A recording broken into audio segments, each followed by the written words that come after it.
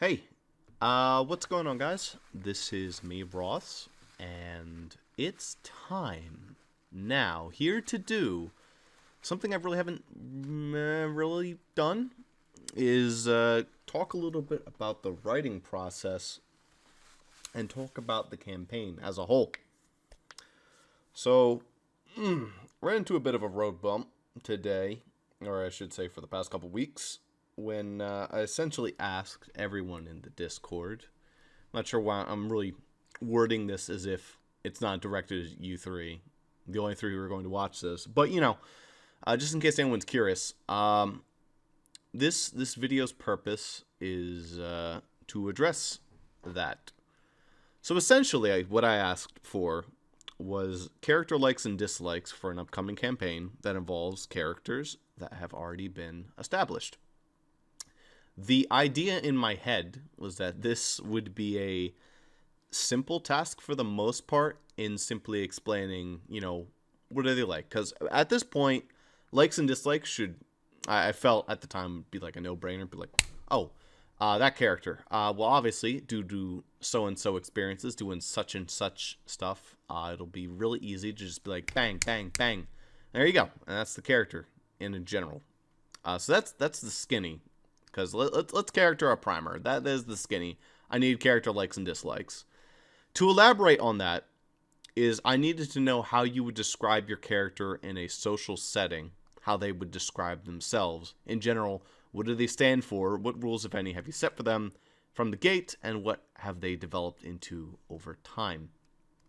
Because, for example, let's take Wiki. I don't know why I keep using Wiki. I guess because this is mostly directed at Zuper.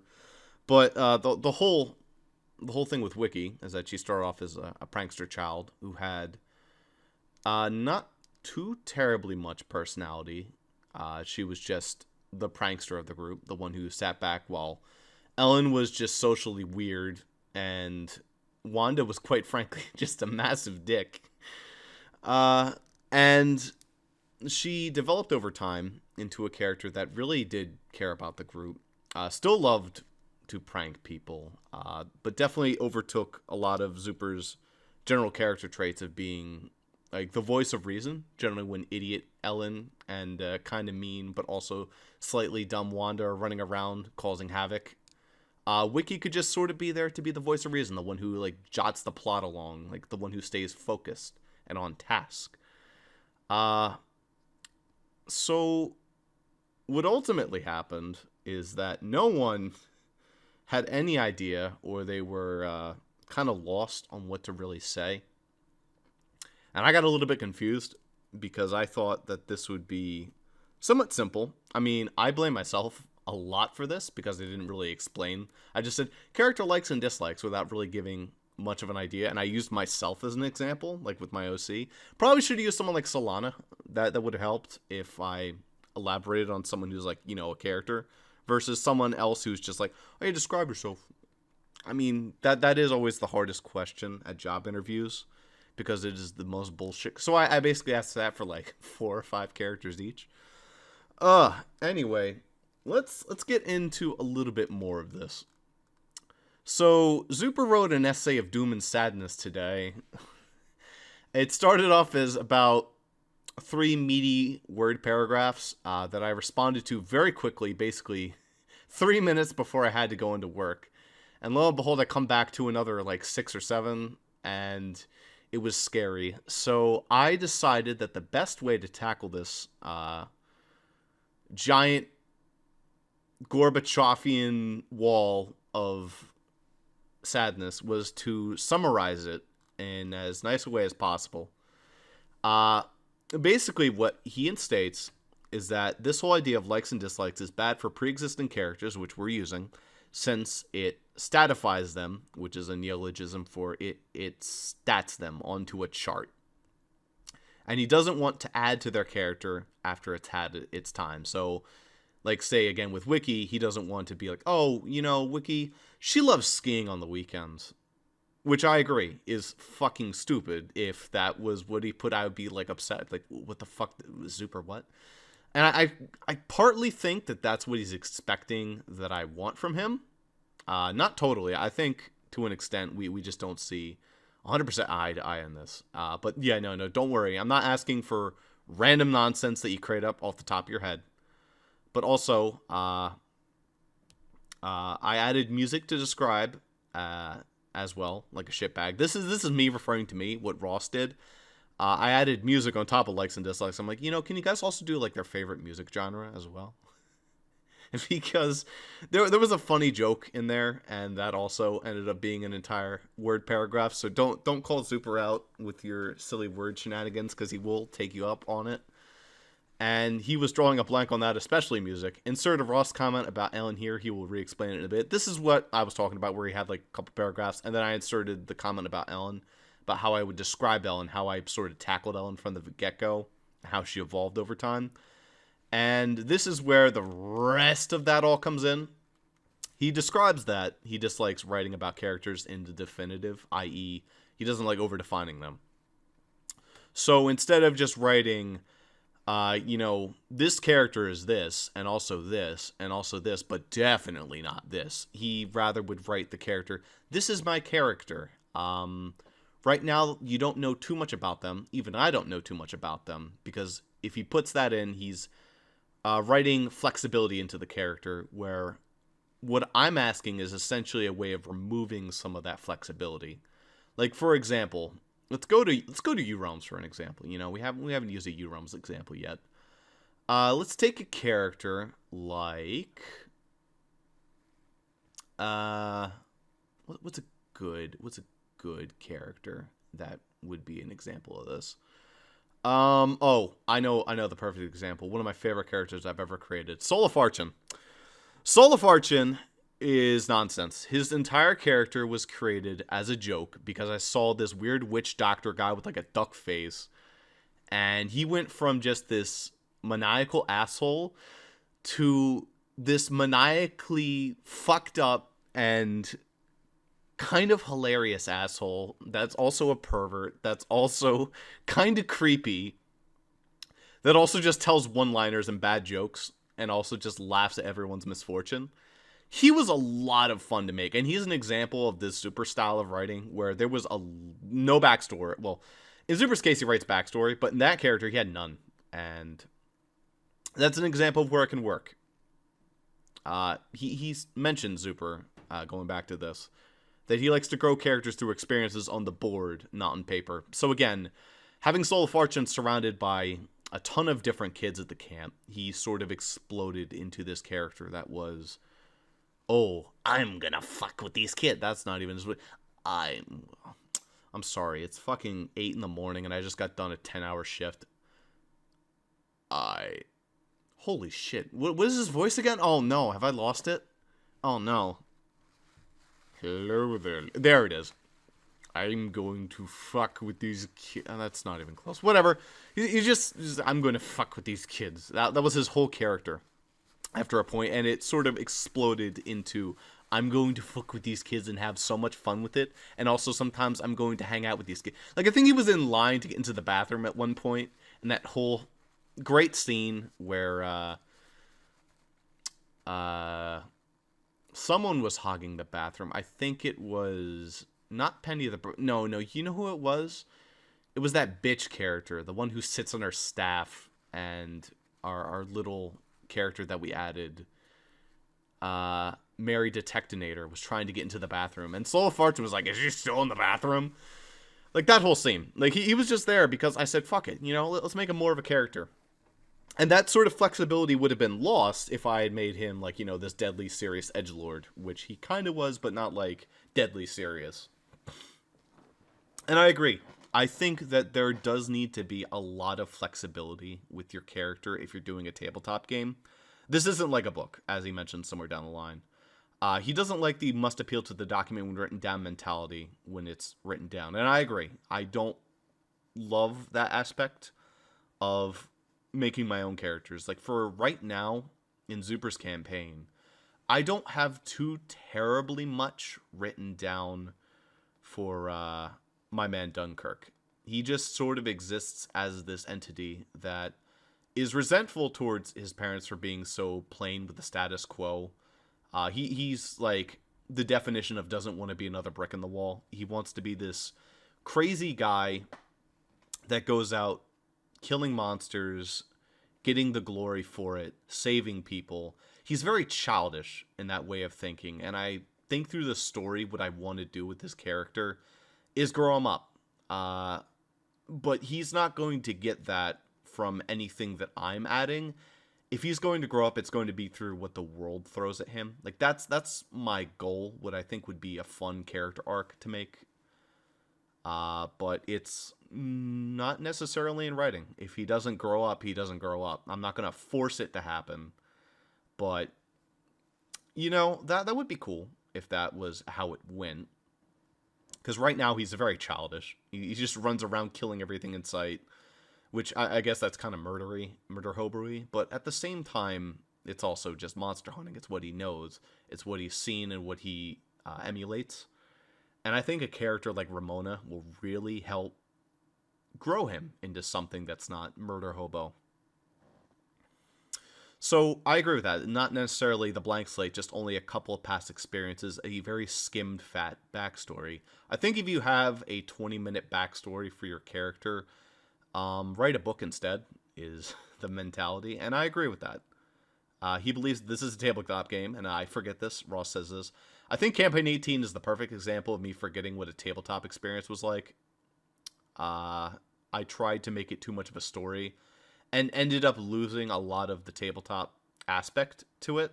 A lot of the fun that comes, a lot of the charm that comes with just letting them create their characters. Because I was like, I got kind of tired of what happened in 14 with like detracting ideas. And instead of, as a good GM, flowing the story around the character choices, I was just like, I'm going to make their characters for them and tell a story.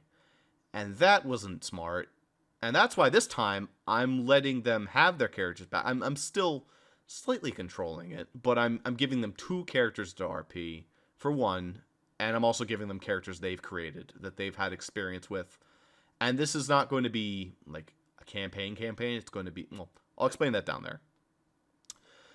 But consistency at the cost of flexibility and by nature fun in RPing them. That's the idea that consistency comes at the cost of flexibility. If your character is consistent, then they abide by rules. They're a character that is written properly, but not necessarily fun to RP.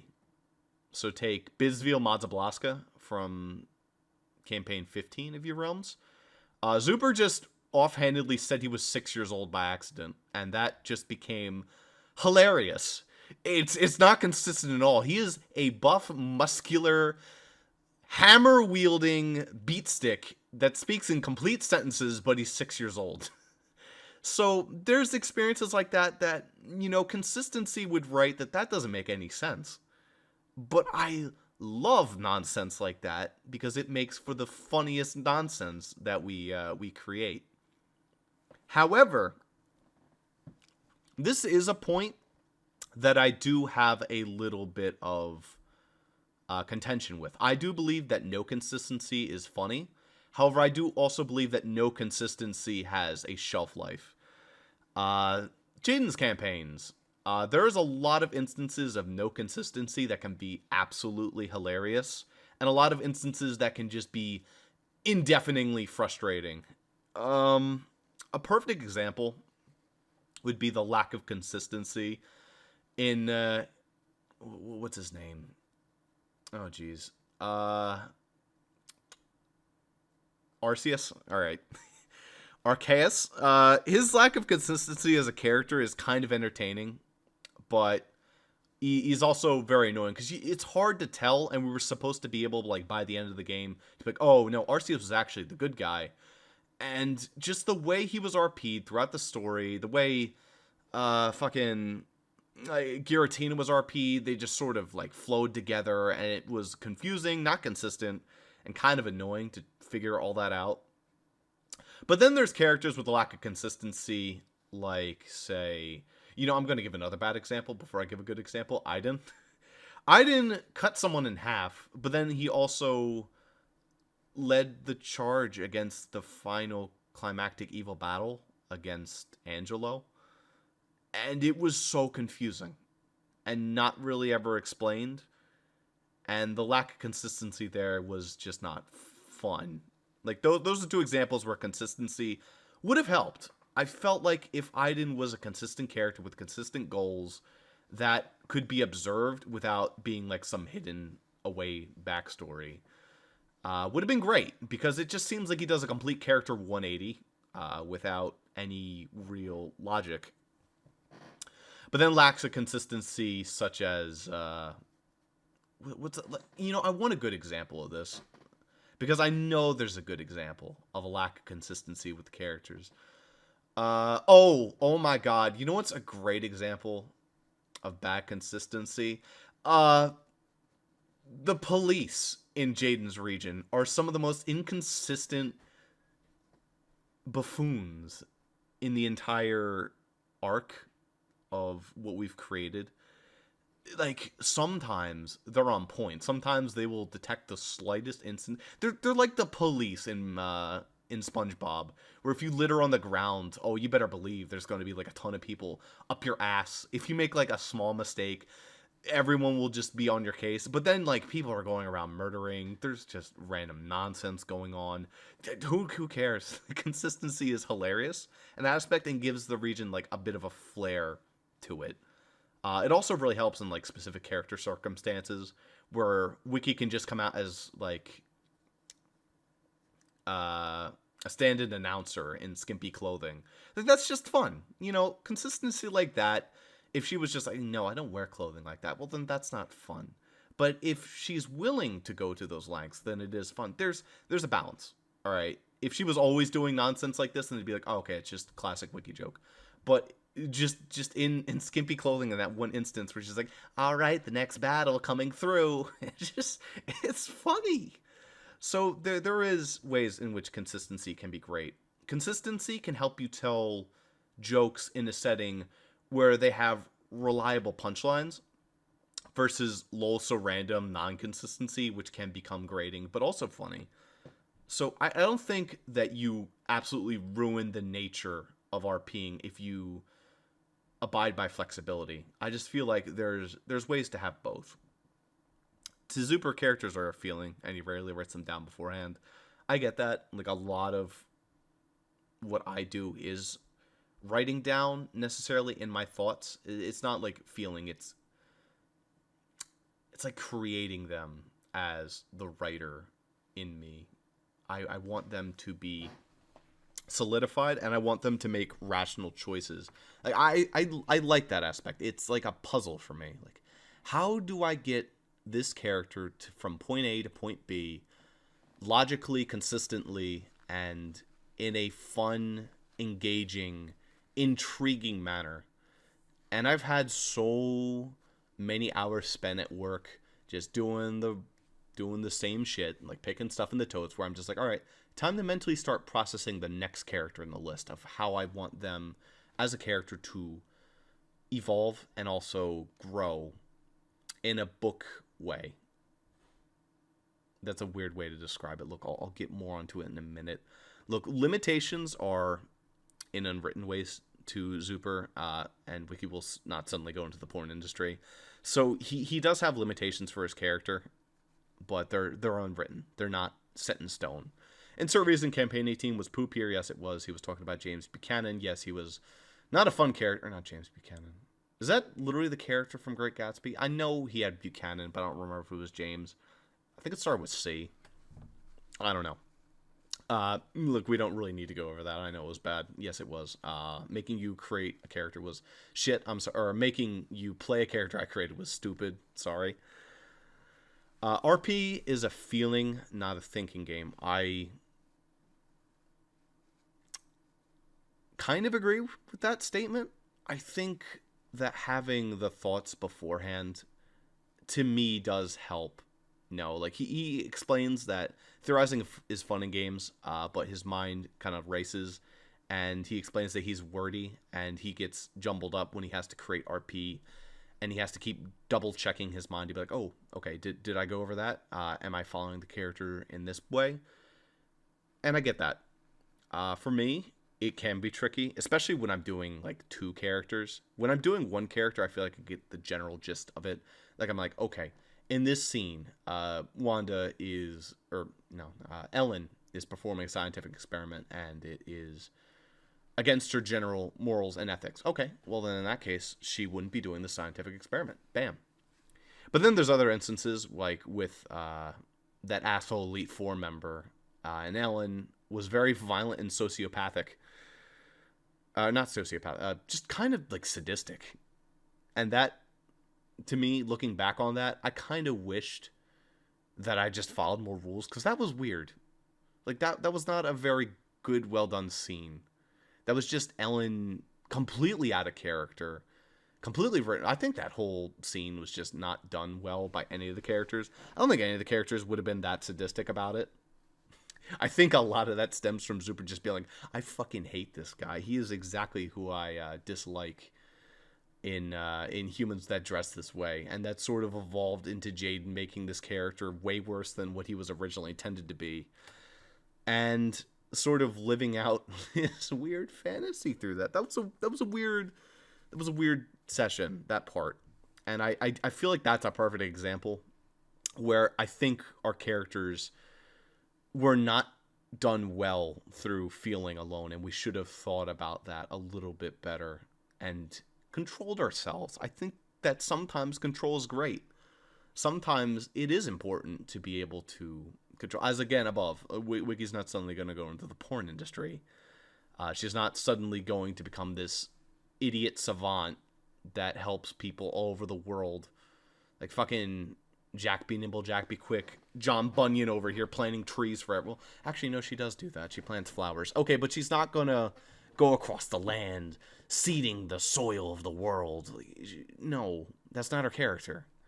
But, you know, she will write on the door of a dojo, or on the door of a sex dungeon dojo, and then have us get into hilarity. And if she hears about that in post, her character will laugh about that, even though she's generally, like, nice to us. She'll laugh about that because she thinks that's hilarious. She's kind of an asshole in that respect. But that was old Wiki. I don't know if new Wiki would do that. Probably. She'd get a very good laugh out of that. But that's generally the gist of the Zuper comments. And I think I've given my feelings on most of them. Mostly agree. But here is the counter to this. The main reason that I wrote this, seeing all this in Zuper's essay of doom and sadness, is I want this all in writing so I can effectively create a story. As it stands, the game is going to be split into two parts of varying lengths. At this point, I'm really just reading what I wrote down because, again, it's 8 in the morning brain, and then after working for 10 hours brain, after being up for an extended period of time brain. Give me a break.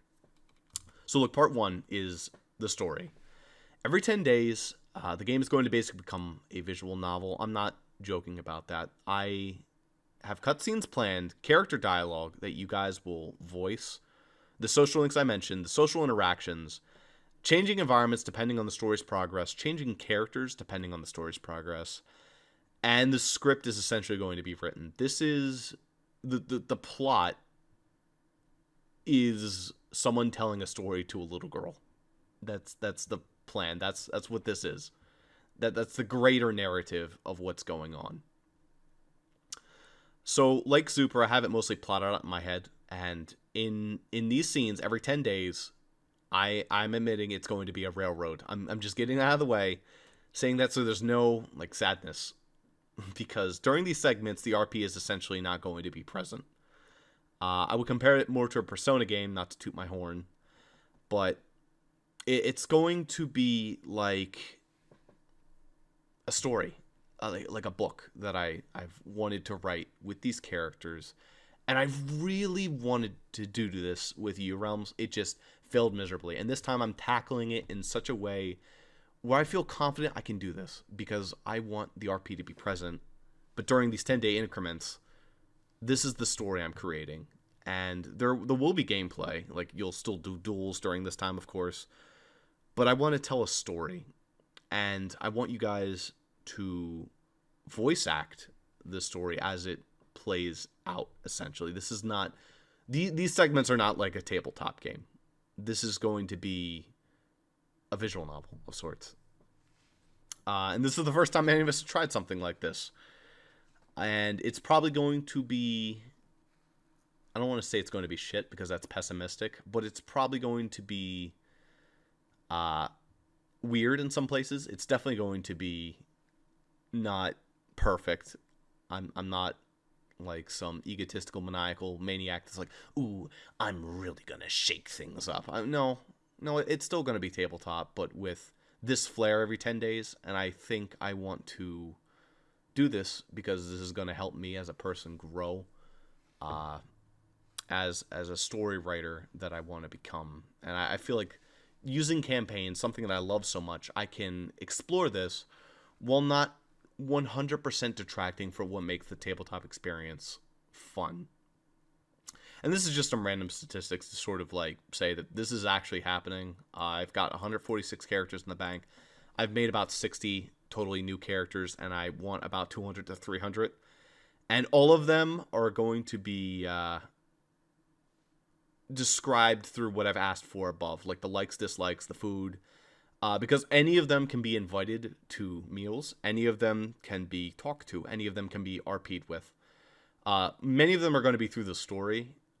Most of them won't be. Most of them are just going to be random RP. Let's get back down into part 2 before I describe more of that, though, because the story itself is my way of adapting what I personally know best, which is writing plots with the tabletop setting as a marriage of the gameplay with the story. I can't create the plot I want in my headcanon without this level of thinking. And I want your guys' input on that, of course. Because I don't want this to become something like, oh no, this is going to be annoying. This is going to be Campaign 18 all over again. I'm trying my best to make it not that. That said, however, this is where part 2 comes in. Everything else, for the most part, is the game. I don't want you guys to think I'm abandoning the core aspect of tabletop by making it super story focused. Apart from the first session, which is long enough to be 2, and the 10-day story periods, and other assorted instances of like side quests and the social links themselves, I haven't totally decided what I want to do with the social links, but for now, I think definitely if its social link is between 2 of my characters, then it is going to be like a cutscene. But if it's between like one of your characters and one of mine, or 2 of your characters, then it is going to be RP. That's the idea I think I want to go with. It'd be like RP, but with like Ross's story. So for example, I don't know, like say Wiki and Wanda are hanging out, then part 1 of their social link is going to be, I don't know, them hitting up the fucking casino. This is like totally random and probably not what's going to happen, but that's the setting. Go nuts. What are they doing at the casino? How are they building their social reliability, like hanging out together? How are they building their social link at the casino? I don't know. You have to figure that out. But that said, the rest is entirely up to RP. My goal is to create a starting location so overwhelmingly huge that it overtakes the majority of the RP. Malltown is essentially a district with hundreds of people to interact with, plenty of shit to do, and living out whatever shit you want to do. All the paper BS I'm having you guys write, it's not for this. It is purely so that I can write your characters without butchering them. That is the goal. So I'm not going to suddenly pull, oh, Wanda, she loves skiing. Or I don't know why I keep coming back to skiing. Again, 8 o'clock brain. But no, I'm not going to write BS like that. I'm going to use what you guys write about the characters to be like, okay, I'm going to write their dialogue in like these cutscenes for the story, and you guys are going to voice the dialogue as it appears in the cutscenes. And to that aspect, I do think it's important, because that's not RP at that point. That's reading text on the screen and like reading the story that I'm creating, the narrative, that I want to make sure that all the characters are not butchered, because oh boy, I don't want to fuck anything up. Like when I did Campaign 18, the 4 characters were written with specific characters, and that wasn't fun to RP. So here, I'm trying to do a half and half, where you guys still have your characters, but I just need that little bit of information so I don't fuck anything up. Because that would make me feel bad. And I don't want to have to retcon this. I want this to be Real. I want this to be RP that actually exists because I like what I've created. It's like my baby. And I don't want to have to kill my baby, okay? That wouldn't be good. Anyway, this is where I go into anything that it could be. You can read this whole list if you want. It's all that. I want all of those to be options. I want you guys to come up with options. Over here, going to the movies, you know in Persona how they have shit like Pack Saw or some of the, yeah, that was like the only movie I remembered. Like in Persona 4 and Persona 5. I want to do shit like that. I want to make funny baloney trailers to some of the random fucking nonsense that I want to make. Like, one of the funniest ideas that I came up with off the top of my head was Full Metal Jacqueline. Like, you remember Jacqueline and Napkin from Campaign 15? I want to make Full Metal, full, full, what was it? Food Meal Jacqueline. That's what it was. And it's just her as a food critic, but with just quotes from Full Metal Jacket. She's like, it's just one big shit sandwich. And it's because you dumped so much fucking salt on it again. Just shit like that. I just want to go to fucking crazy town with that. And I want you guys to, like, RP that as well. I'll just be like, hey, Zuper, come up with a funny movie trailer this week. And I was like, okay. And if he does that for me, I'll give him, like, booster packs and random shit like that. Otherwise, you're just taking your characters on a wild journey throughout this small town. Doing whatever the flying fuck you want with them.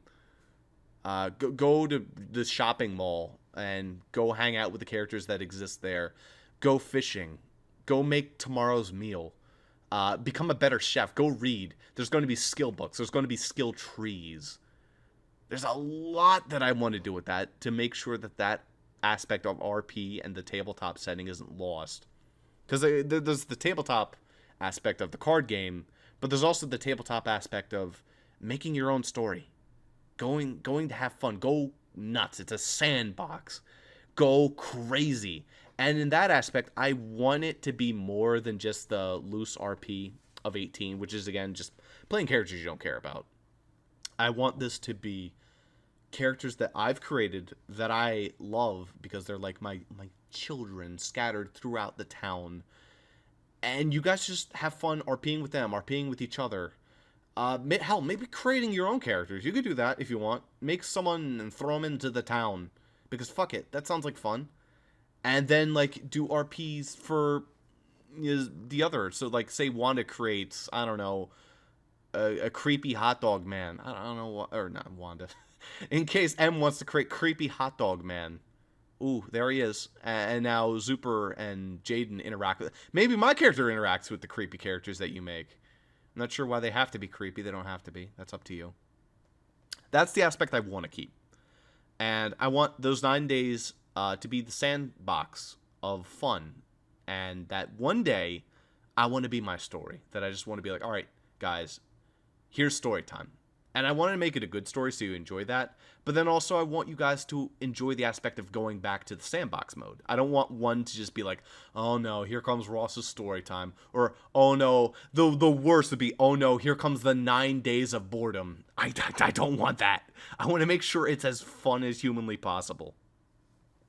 So during this time, days 1, 3, 5, 7, and 9 of like each 10-day cycle, those are going to be social link days. Those are not going to be in Malltown. They're going to be surrounded like a campfire during the day, during the night, and you're going to be doing social links. You're going to be pairing everyone together and just having fun talking to each other. I plan to get through like every social link that I plan to make here, so like most of them are going to be things. So you will get every single social link. I don't want it to be like, at the end of the day, Ellen decided not to hang out with Wanda. No, everyone's going to hang out. That's the plan. I mean, it would be cool if I had the time to make all this shit and just have it not come up. Because I'm already doing that for the town. There's probably going to be stuff that you guys just ignore. And that's fine. If I've created it, then that's just experience in the bank for me.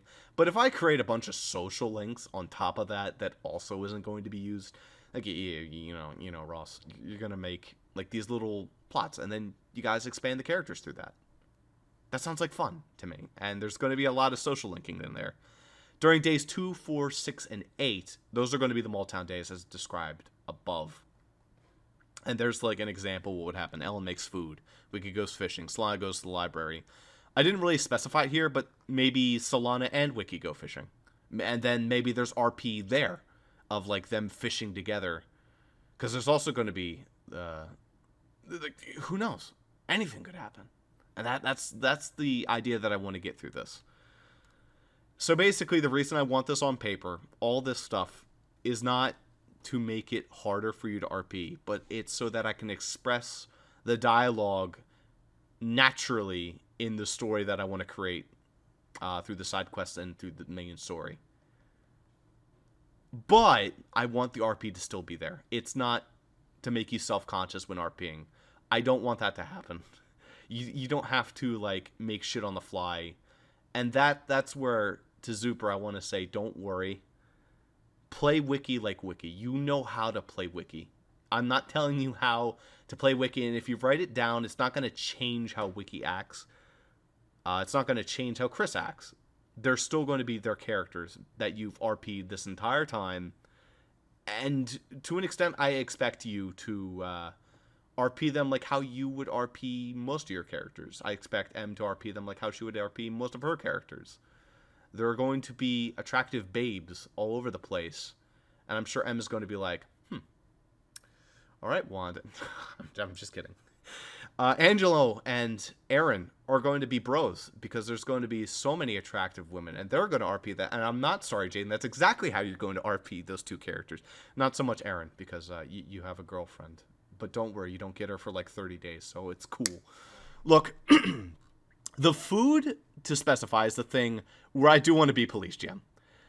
The only reason is because I want to make sure you aren't bullshitting, and the food you eat is prepared on days where you're walking around, and they give benefits. So I want to make sure that, Chris can't just be like, boy, I love some fucking Cheesewig hot dogs, yum yum, and just all of a sudden gain, like, stupid buffs. No. I want that written in stone, so no one's just like, yeah, I love Cheesewig hot dogs, instead of whatever he wrote down for what he actually likes.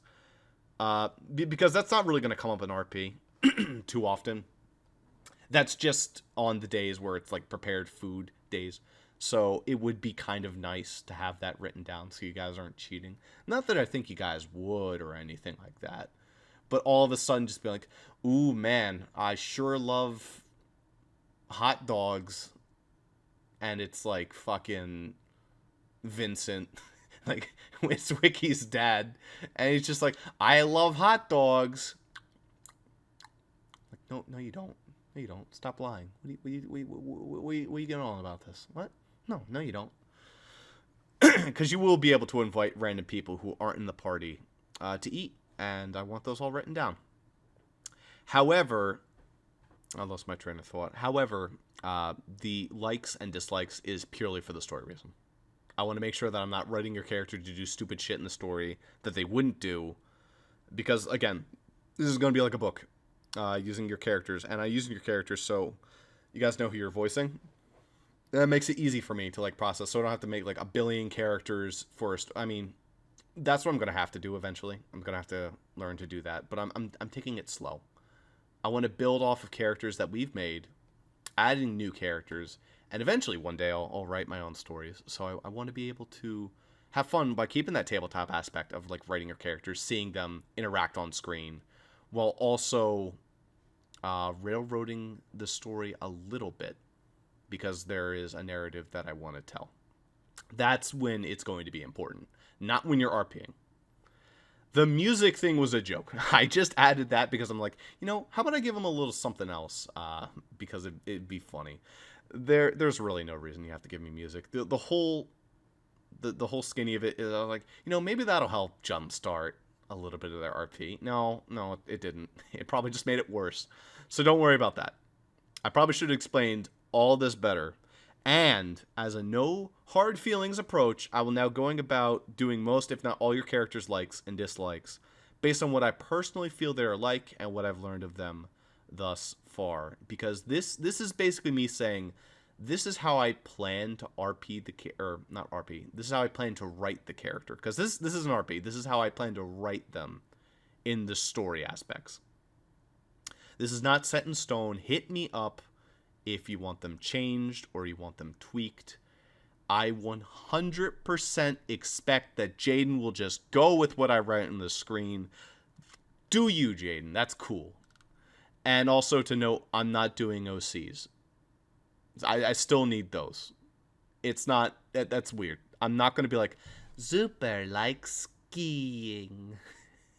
Again with the skiing. I'm not going to be able to know what you guys like in this. I mean, I have an idea.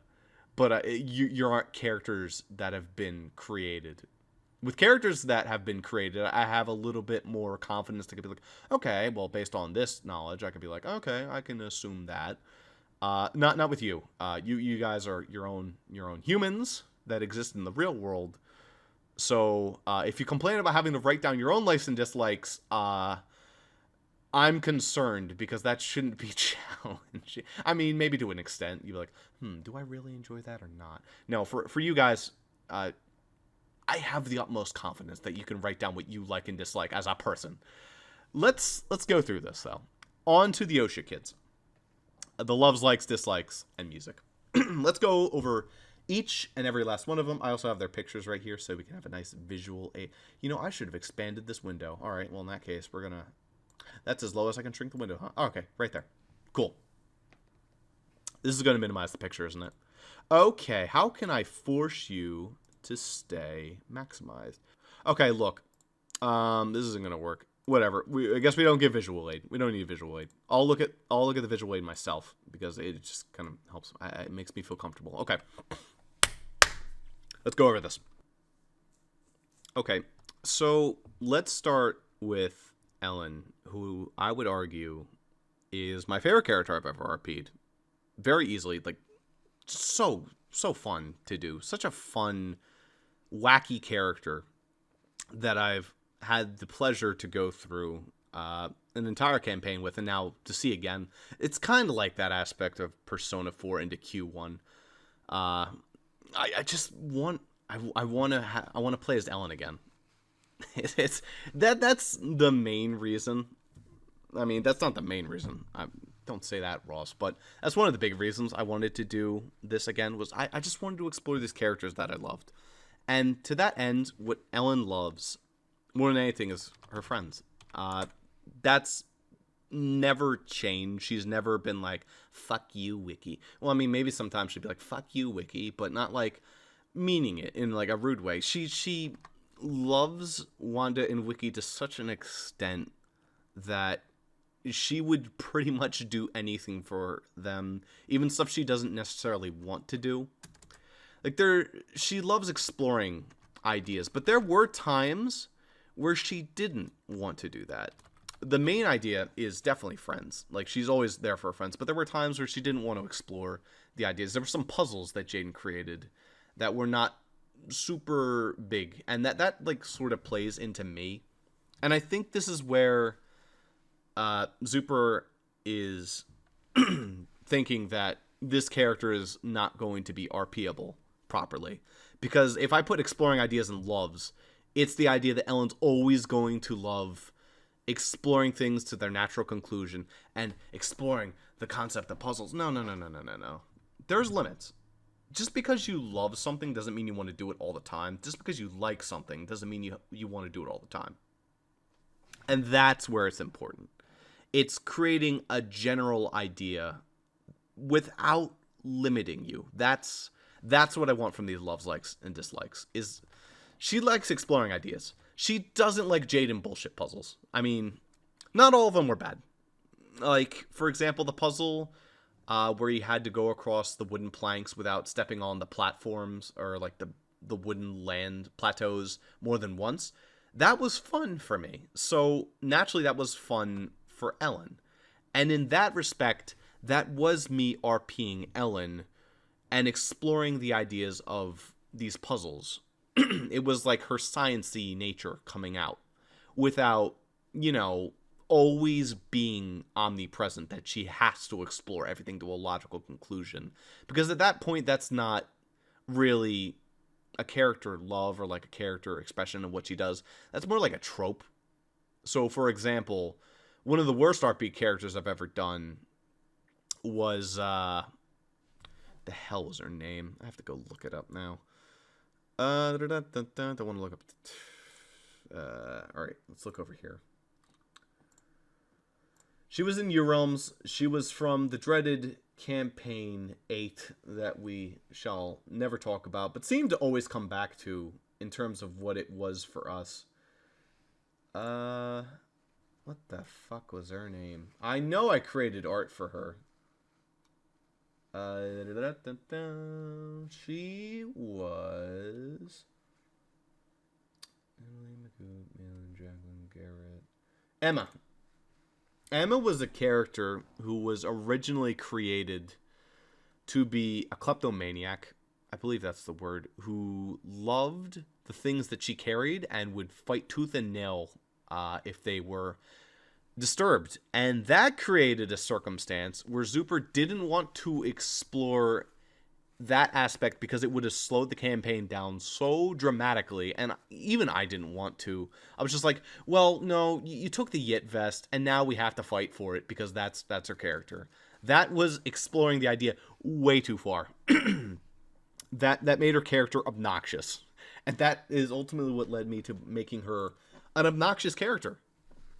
I don't want to go to that extreme. I want Ellen to be someone who explores ideas reasonably. Like, she likes science. She doesn't like the shit that was up with Project Neverbirth that I explained in our RP backstory, because she wasn't a part of that. She likes science. She likes running. I mean, she does appear to run until she drops. She likes training, but it's not entirely her. She likes relaxing, which is another thing. She likes relaxing, but she'll still train, and she likes doing things for others. She doesn't like it to the point where she'll sacrifice herself. For friends, she will. For others, like just the random idiot on the street, she's not going to throw our money at them. She is horrible with money, and that is something that she's disliked. She dislikes that handling money because she's bad at it. But she doesn't dislike it to the point where she just throws away all money. She's just bad at handling money, and that is frustrating to RP at times. But that's an example of something where it's a limitation that I felt helped me make Ellen more than the sum of the things on her sheet. Because she's not just bad at handling money, she's bad at keeping money for more than 5 seconds. The world is cruel to Ellen, and that is hilarious fun to RP. As annoyed as I was when the audience was just showered with the money after winning such a hard-fought fight, I was internally laughing my ass off because it was so in character for Ellen to just lose all 1 million of that prize money, not even get a cut of it, because she's just so bad at handling money. But other than that, she doesn't dislike much, and that was another part of her character, is that she likes seeing the good in things, so she doesn't have too many dislikes. She's bad at money. She dislikes bullies. That's another thing that she's had explored. She dislikes when people are mean to each other, and she will reprimand you. Like when Angela was being a massive cunt. She's like, all right, Angelo, stop. That's Ellen. I mean, it's simple. It doesn't need to be crazy. I feel like I included way too many things from IOC trying to be crazy. Just a couple things. That's it. And you may ask, like, how does this help? This is more for side quests and shit like that and the story stuff. But if I have something like this, then I know that Ellen is always going to give 120% for her friends. And therefore, she will not have a scene where she's like, all right, there's this climactic fight and someone needs to run off and be the last man standing while everyone else is like not necessarily perishing, but is going to have to deal with a lot of nonsense. Ellen's not going to be the character to do that. That would go to someone like, say, Wanda. She likes her friends, but she doesn't love them to the point that she would give her entire life for them. So that's where Ellen would reasonably stay back with the party and be one of the people who does that, while the person who runs off to get help would be someone like Wanda, someone like Wiki, someone who's fast. I mean, also it's someone who is willing to put the greater good over the immediate safety of her friends. Ellen's not a character who will do that. And to that extent, that's annoying to RP, but it's not annoying to the point where it's not fun. Like, Ellen will always be the last person out of the room. Solana's the same way. Like, in that scene where everyone was in the ice cave, and Solana was there with the shield, blocking the Manette trick. She said, everyone get out first. Because that's her character. She will stand behind to be the last one standing, if she has to be. She'll do what's smart. Unlike Ellen, she will run off if she thinks it's the best strategy. She won't leave people behind, but she'll make sure that everyone's safe before she runs off and does what's necessary. That's how we get into what her favorite music. What's Ellen's favorite music? Does it matter? Techno? No, I don't know. No. You know what she strikes me as? This is going to sound a bit weird. I bet more than anything that Ellen likes smooth jazz. Yeah. This is the skiing nonsense. This matters not at all. I actually had an idea for Wiki that I thought was funny, but don't worry about that, okay? That's just me being a shithead. Let's talk about Wanda. Now, it's a bit different when I have to think about a character that I didn't create, but luckily, in Wanda's case, I had an entire campaign where I witnessed what she's like. So what does Wanda love? I think she loves being lazy and getting away with it. That, to me, is Wanda in the most blunt nutshell possible. If she can be lazy, like, I don't want to train my Pokemon. I love my Pokemon. I don't want to train them. I love my friends, but if I don't have to do something annoying for them and getting away with it, that's great. I just imagine Hilda from Three Houses is Wanda through and through, thick and thin. Lazy and getting away with it is Wanda. But what she also loves more than anything, to me, is her.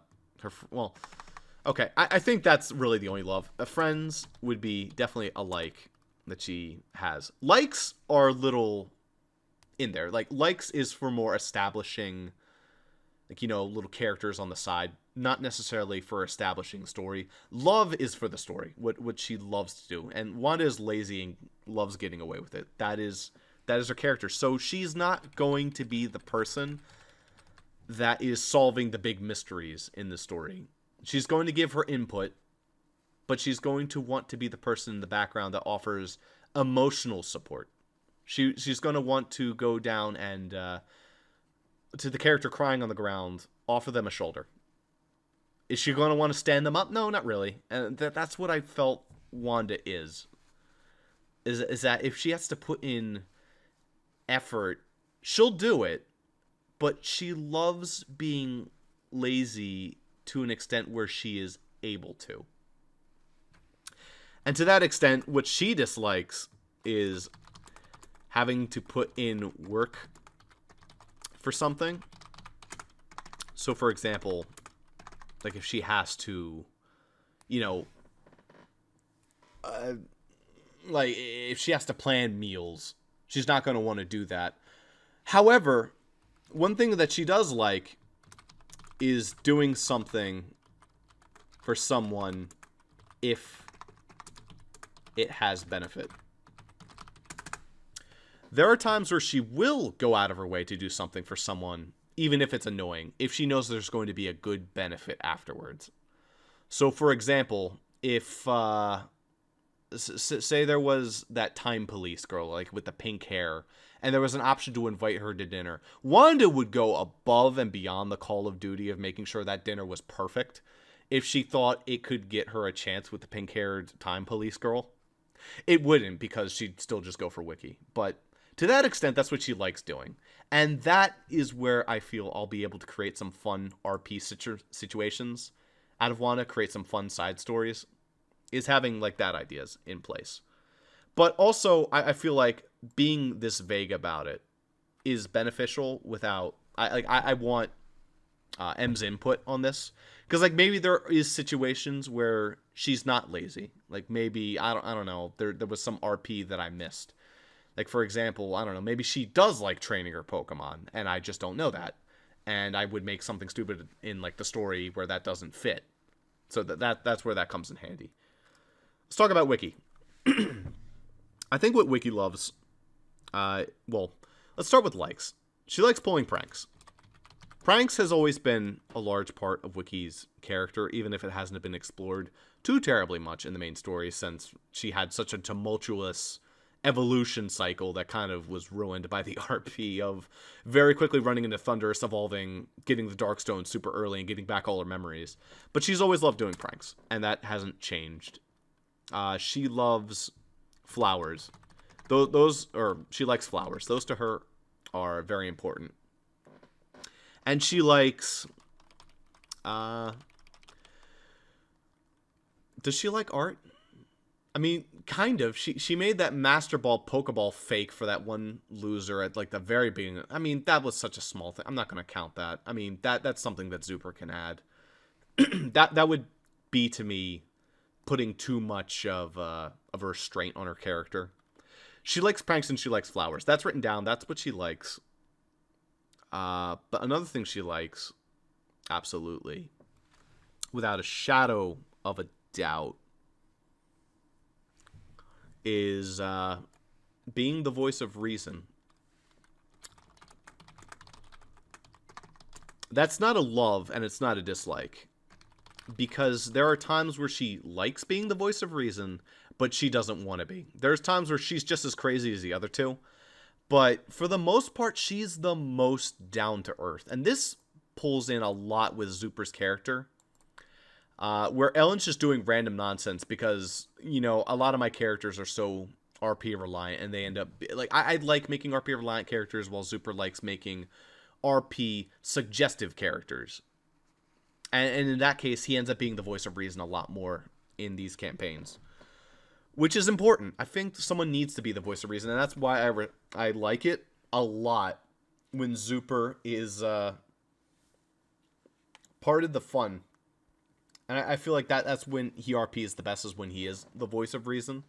But not always being the voice of reason is what makes Wiki great. Like, she will be it more than the other two, but the fact that she is only it sometimes and likes it, that's important to her as a character. What does she dislike? She dislikes the beach. Sand, water, rain, all that shit. She hates it. And that's not taking a stretch. Why would she like any of those things?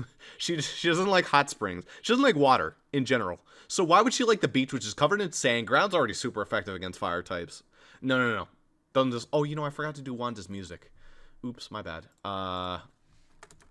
K-pop. All right, yeah. She hates the beach. She dislikes it. She doesn't like it. And that's going to be so fun, is putting her in situations like that where she's just like, oh, fucking hell, I'm on the beach. And everyone else is just having a good old time. She's under the umbrella, like, clinging to the blanket. She's just like, this fucking sucks. Shrouded in a towel. And that sounds like fun. And I want to know that maybe there are situations where she does like the beach. And that's kind of why I like these likes and dislikes things. Is like, you know, let me put it into perspective, Ross. Because actually, she only likes the beach when she's sand skiing. I don't fucking know. Look, that's where it is. And if you don't want to elaborate, that's cool. I'll work with it.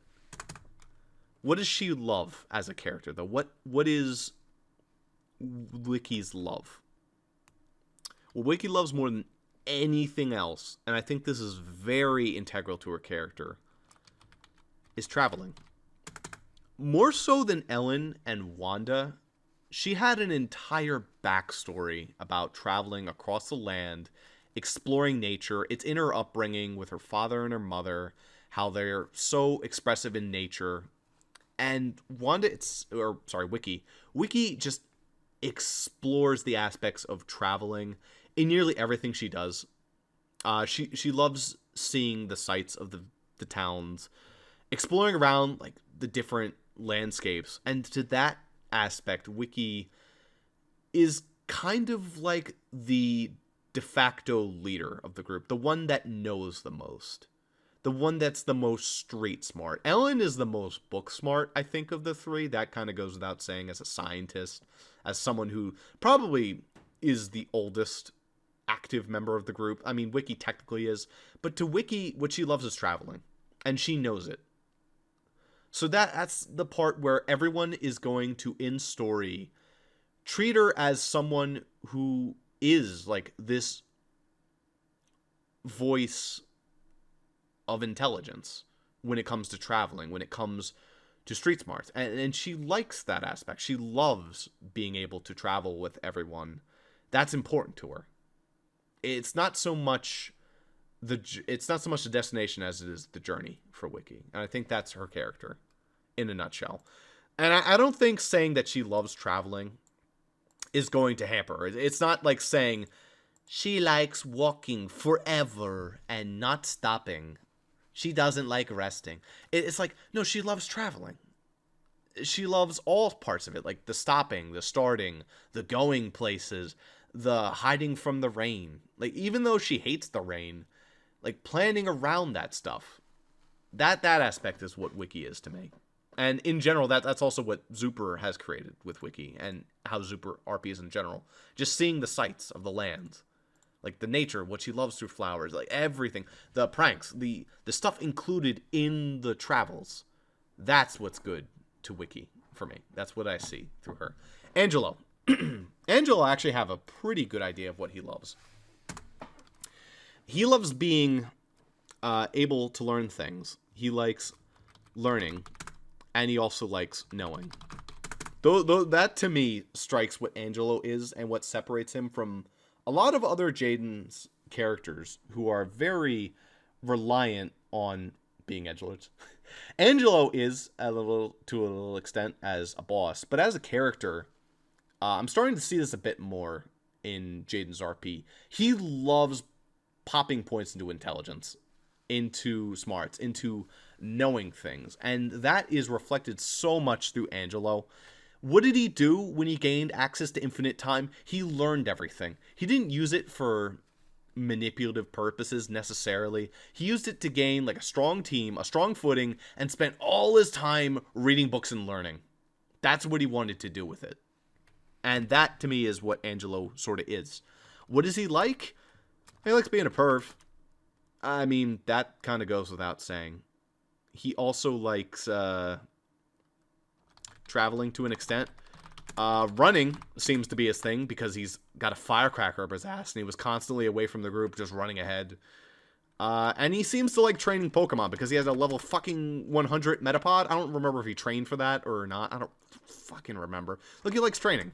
Like that to me is what Angelo was. Look, again, likes are for specific stuff that can be changed. But the loves is just who the character is. If you keep explaining it, Ross, you know, this is going to take forever. It's going to go faster after the Yoshia kids. What does he dislike? He dislikes not knowing something. He dislikes being treated like a child. And he also because, like, you know, that whole nonsense with the Time Gear shit. And he's like the shortest member of the group.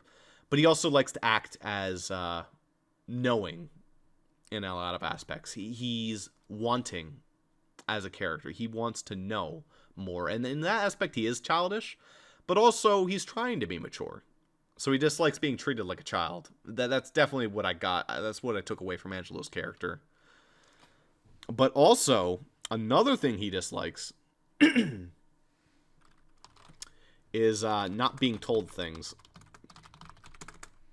It's kind of funny getting that impression from a GM'd character. Because GM characters would, in theory, know a lot more than the characters who are RPing who don't know. But yeah, Angelo was the most innocent dumbass of the group until he got the Time Gears. Then he became all-knowing. And that's when he started to turn to, like, the dark side. But he disliked not being told things, not kept in the loop about the things that were going on. And that's why he is so much impressed into learning and knowing and trying to do these things. And this is going to get a little bit more into Angela's father. Like, he's kind of the same way, but we'll get to that down the line. Let's talk about Voiles. I'm going to start speeding this up a little bit because this is taking a little bit. But already, I've done 4 people, and that took about half an hour. So let's talk about Solana. What does she love? This is where it gets interesting, because I think she loves and also hates leading, because she knows that she has a natural knack for it, and she's been taught it, but that she's not necessarily leading like how she sees Aaron lead. I'm going to jump down to Aaron, because also Aaron likes leading as well. He loves leading. He loves being the voice of reason, but these two lead in different ways. Solana likes leading by rules and regulations, while Aaron loves leading by cheering, by being a cheerleader almost, just like Victini. I don't know if it was intentional on Jaden's part, but whenever I see Aaron, I just see the cheerleader in Victini, in him, because he likes to make sure that everyone is good to go. He's constantly goofing around, but he will often come up with some of the smarter strategies. Like when we were storming the base, he was climbing through the vents and shit like that, and cheering people on. He's the Ellen of the party. Not necessarily saying he's exactly like Ellen, because I think he has a little bit more street smarts than Ellen. He's not as smart as Ellen, but he has more street smarts. He's a little bit more with it when it comes to stuff like handling his fucking money, for example. But he doesn't dislike leading, while Solana does. She doesn't feel ready, and in that aspect, she dislikes feeling inferior. She has an inferiority complex with her sister, with a lot of people in her life, and feeling that she's going to not lead in the best way possible. So she's constantly training herself. And that's another aspect that she loves. She loves training, because training to her, every time she does it, it's improving herself. So training and improving herself. And that's going to be integral through the story. That she is essentially, of the main 8, I would say that she's probably in the top 3 of importance. She needs to be improving herself in her mind, in her headscape, that I want to get better at what I'm doing. So she loves every time she can make a milestone step like that. Every time in the story where she's able to take a step and able to help lead the group. Because she is going to be one of the characters that's good at card games. Because as she likes card games. Because that kind of leads into this whole mind game, this mind sculpting that she's doing for herself. And, oh my god, I'm getting some serious 9 o'clock brain now. Oh, jeez. That's another thing. She likes teaching.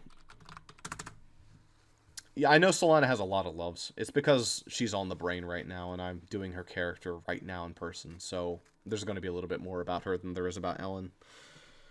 Plus, Ellen's a little bit more simple of a character, but Solana has a little bit more going on. Not to say either is inferior because of the simplicity or the complication, but she likes teaching. And that little scene that we did where it was just, hey guys, let's do our homework.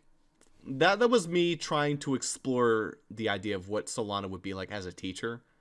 And when she's a school kid, she sees herself as like the girl of the group, but also, well, not really like that. Like, She likes to be a part of the group, but also she recognizes that she's different. Not to say that she's better, but that she is a bit more knowing, a bit more level-headed. And she likes thinking that she has not control, but a place within the group. So she likes card games, puzzles, and solving things. Anytime her character is going to be important, she's going to love card games, loves puzzle. She's that character that got like the high score on Expert Minesweeper in like less than 3 minutes. She solves the shit that fast because she likes doing stuff like that. She loves training and all that, but she loves training her mind.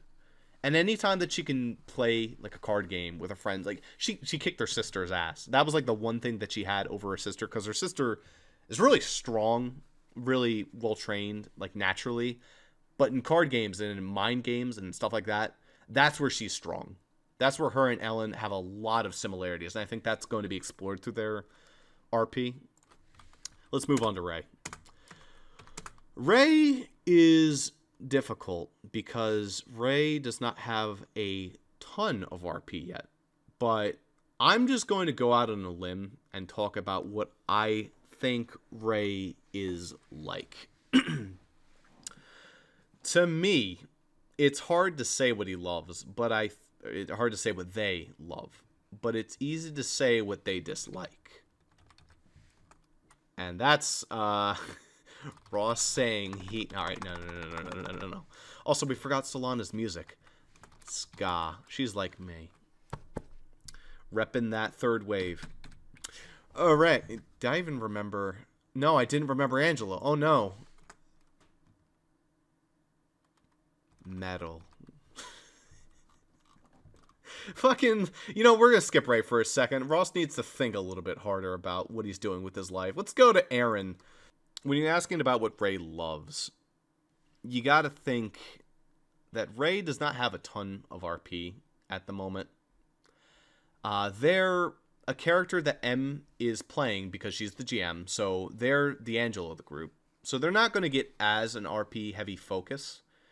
But what makes Ray fascinating for me as a character, and I don't know if she is doing this intentionally, but Ray just strikes me as that character that loves defying expectations.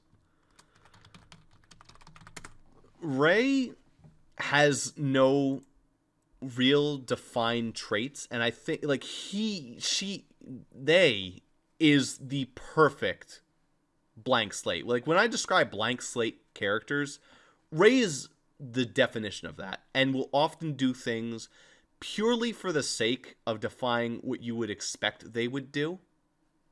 And that is going to be such an integral aspect of the story, where Ray is... It's hard to say. You don't know exactly what Ray's going to do next. And that's what makes Ray so fascinating as a character. This is Zuper's theory of the blank slate taking to its extreme. This is truly the blank slate character. What else can you say about Ray? I have no idea what they're going to do, and that's kind of what makes me love them. But that's what Ray is. They love defying those expectations.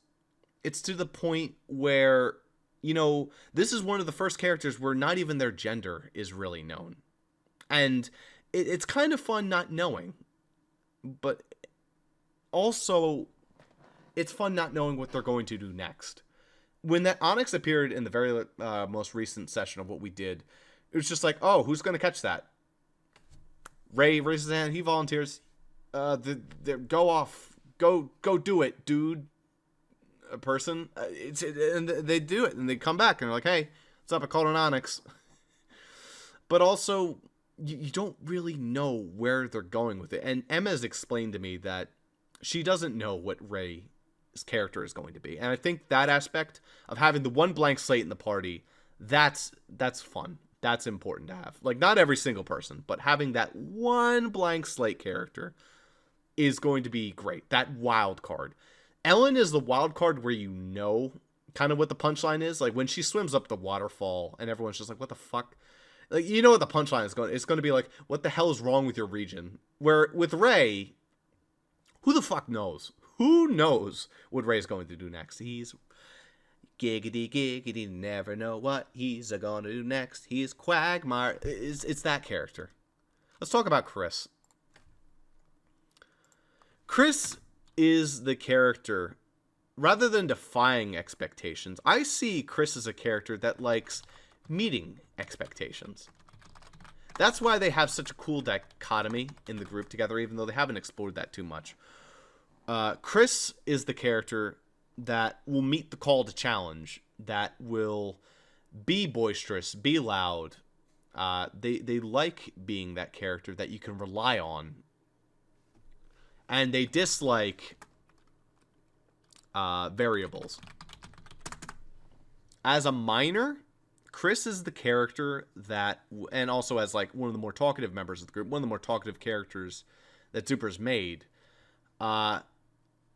In an ironic twist, he's defying most of Zuper's like commonalities of a character that doesn't take too much stance. But here, Chris is the character that will meet your expectations. That yes, this is a minor who's boisterous, loud, a little bit gross, a little bit weird, very out there, deep, gruff, but he likes being that person that can be depended on to break the wall for the character, break the wall for the group, to provide insight, to go research things. Like he has something that he wants to meet, like when he fuses a fossil. He's like, I'm expecting it to look like this because I've researched it and this is what it's going to be.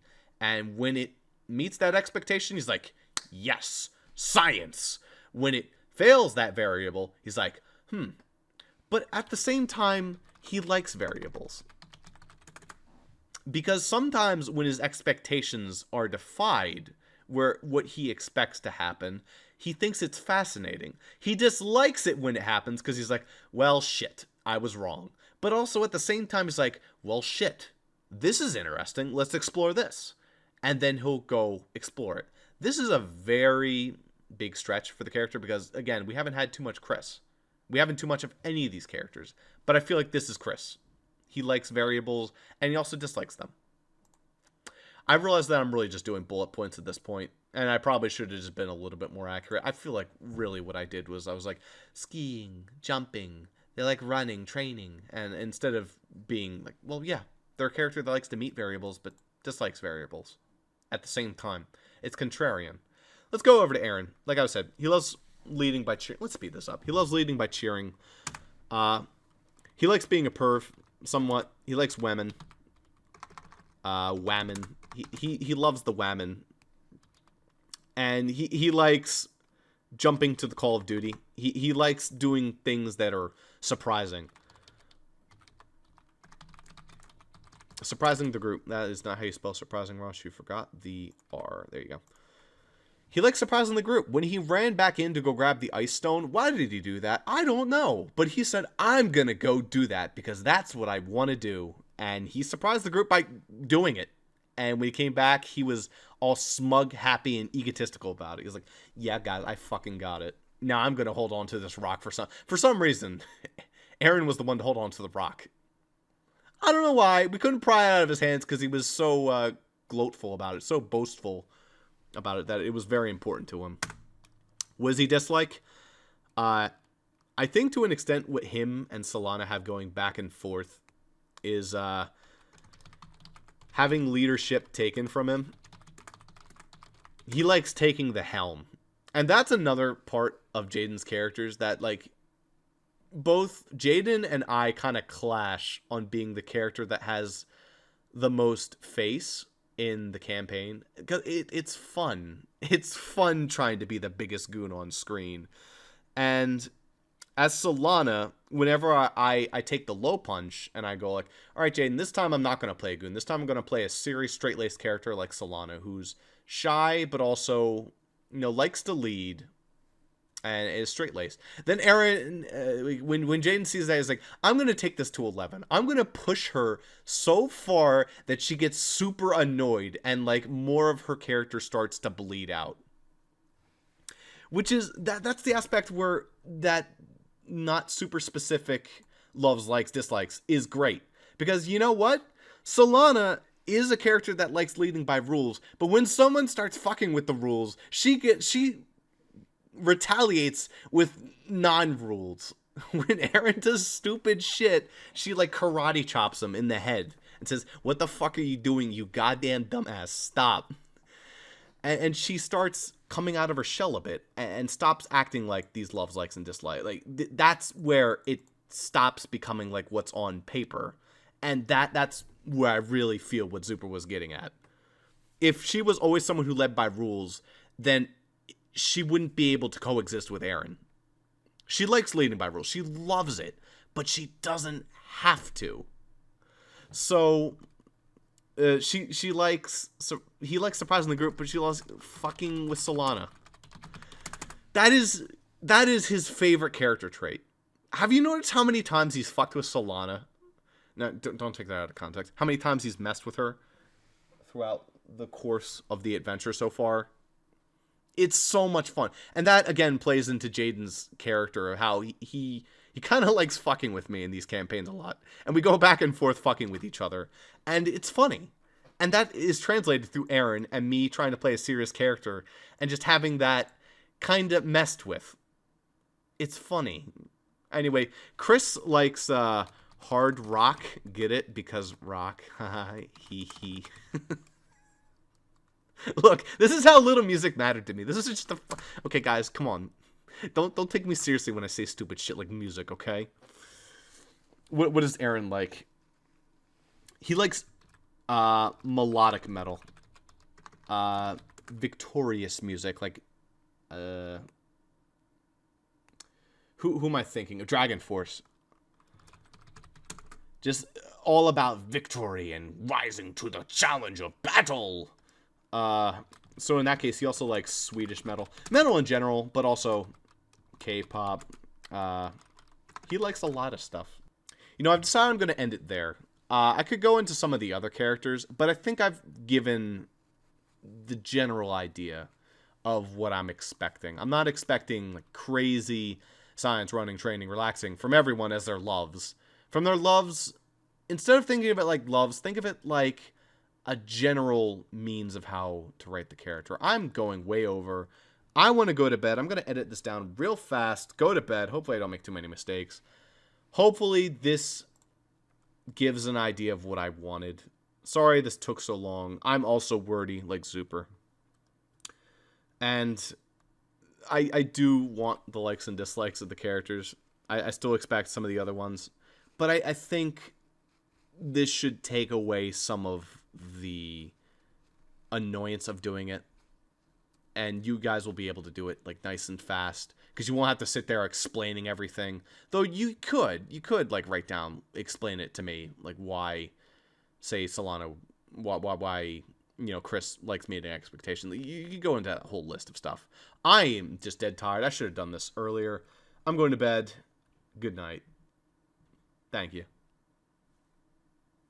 Sorry for making this so complicated.